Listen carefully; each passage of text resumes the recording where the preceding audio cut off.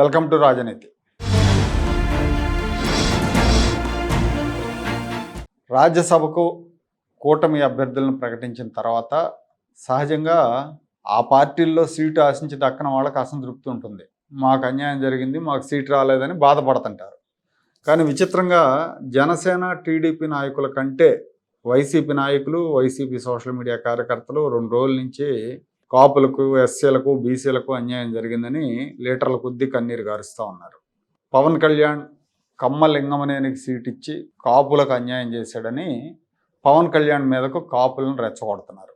అసలు లింగమనేని జనసేనలో ఎప్పుడున్నాడు, గ్రౌండ్లో ఎప్పుడు పనిచేశాడని విమర్శలు కూడా చేస్తున్నారు.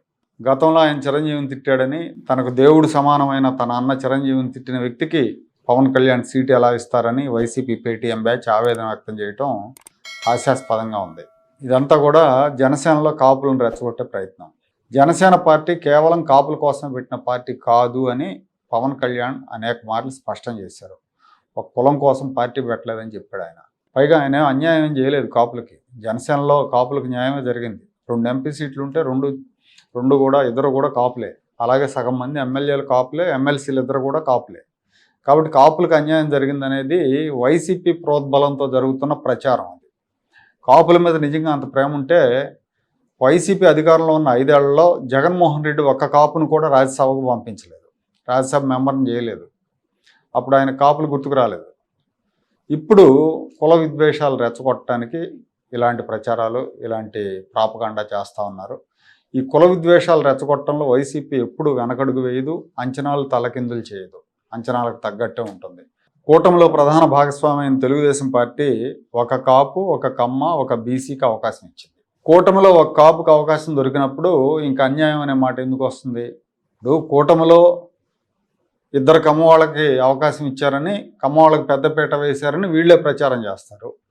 కూటమిలో ఒక పార్టీ కాపుకి అవకాశం ఇచ్చినప్పుడు కాపులకు అవకాశం లేదని ఎలా చెప్తారు? కమ్మ విషయంలో కూటమిగా చూసినప్పుడు కాపు విషయంలో కూటమిగా ఎందుకు చూడరు? ఇంకో ప్రచారం ఏంటంటే టీడీపీ ఎస్సీలకు అవకాశం లేదని, నారా లోకేష్ అభీష్టం ప్రకారమే అభ్యర్థులను ఎంపిక చేశారని, నారా లోకేష్ లాబీలోంచే తీసుకున్నారని, ఇట్లా రకరకాలుగా రాస్తున్నారు. కొడుకు క్వార్టరీలో లాబీయిస్టులకు అవకాశం ఇచ్చారని ఆస్థాన మీడియాలో, సాక్షిలో కథనాలు రాస్తూ ఉన్నారు.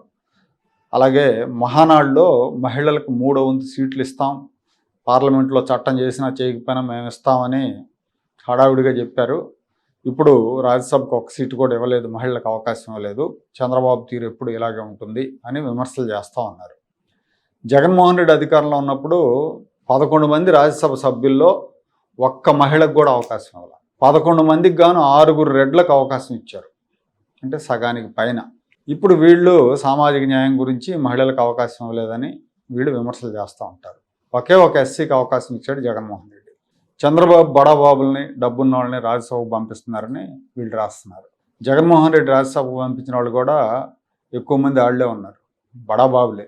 మేడా రఘునాథ్ రెడ్డి కాంట్రాక్టర్, ఆళ్ళ అయోధ్య రామరెడ్డి పారిశ్రామికవేత్త, తెలంగాణ నిరంజన్ రెడ్డి జగన్ కేసులు వాదించే లాయర్, ఆయనది తెలంగాణ రాష్ట్రం. పరిమళ నత్వాని పారిశ్రామిక దిగ్గజం రిలయన్స్ సంస్థలో కార్పొరేట్ వ్యవహారాల డైరెక్టర్గా పనిచేస్తున్నాడు. అలాగే వైవి సుబ్బారెడ్డి, ఆయన ఒక బడాబాబు. ఇలాంటి బడాబాబులందరినీ రాజ్యసభకు పంపించి జగన్మోహన్ రెడ్డి ఇవాళ డబ్బు సంచులు ఉన్న వాళ్ళకి రాజ్యసభ సీట్లను ప్రచారం చేయించడం జనం జ్ఞాపక శక్తి మీద జగన్కున్న నమ్మకం అనుకోవాలి. జనం మర్చిపోతారులే అని ఇలాంటి ప్రచారాలు చేస్తూ ఉంటారు. కూటమిలో టీడీపీ, బీజేపీ, జనసేన పార్టీల తరపున ప్రస్తుతం ఉన్న ఇప్పుడు కాబోయే రాజ్యసభ సభ్యులు 7గురిలో 4 బీసీలు ఉన్నారు. బేద మస్తానరావు, ఆర్ కృష్ణయ్య, పాక సత్యనారాయణ, చింతకాయల విజయ్, ఈ 4 బీసీలే. 2 కమ్మవారు, 1 కాపు ఉన్నారు. వైసీపీ తరపున ఉన్న ఇప్పుడున్న 4గురిలో 3 రెడ్లు ఉన్నారు, 1 ఎస్సీ ఉన్నారు. సో ఎవరు సామాజిక న్యాయాన్ని ఎక్కువగా అమలు చేశారనుకోవాలి? పైగా 2028లో ఇంకో 4 ఖాళీలు వస్తున్నాయి. ఆ 4 ఖాళీలు కూడా కూటమికి వస్తాయి. అప్పుడు ఖచ్చితంగా ఇప్పుడు అవకాశం రాని సామాజిక వర్గాలకి చోటు కల్పిస్తారు చంద్రబాబు. ఎందుకంటే పదవుల్లో సామాజిక న్యాయం విషయంలో చంద్రబాబు ఎప్పుడు కూడా ముందుంటారు. చంద్రబాబు, పవన్ కళ్యాణ్తో ఈ సామాజిక న్యాయం విషయంలో జగన్మోహన్ రెడ్డి పోటీ పెట్టుకోవటం ఆకాశం మీద ఉమ్మేయటం లాంటిది. తన అధికారంలో ఉన్నప్పుడు తన సొంత సామాజిక వర్గానికి పదవుల్లో, నామినేట్ పదవుల్లో, సలహాదారుల పదవుల్లో పెద్దపీట వేసిన జగన్మోహన్ రెడ్డి ఇప్పుడు కులాలను రెచ్చగొట్టే ప్రయత్నం చేసినా అది వర్కౌట్ అవ్వదు. నువ్వేం చేసావు అధికారంలో ఉన్నప్పుడు అంటే ఆయన దగ్గర, ఆయన పేటీఎంస్ దగ్గర ఏం సమాధానం ఉంటుంది?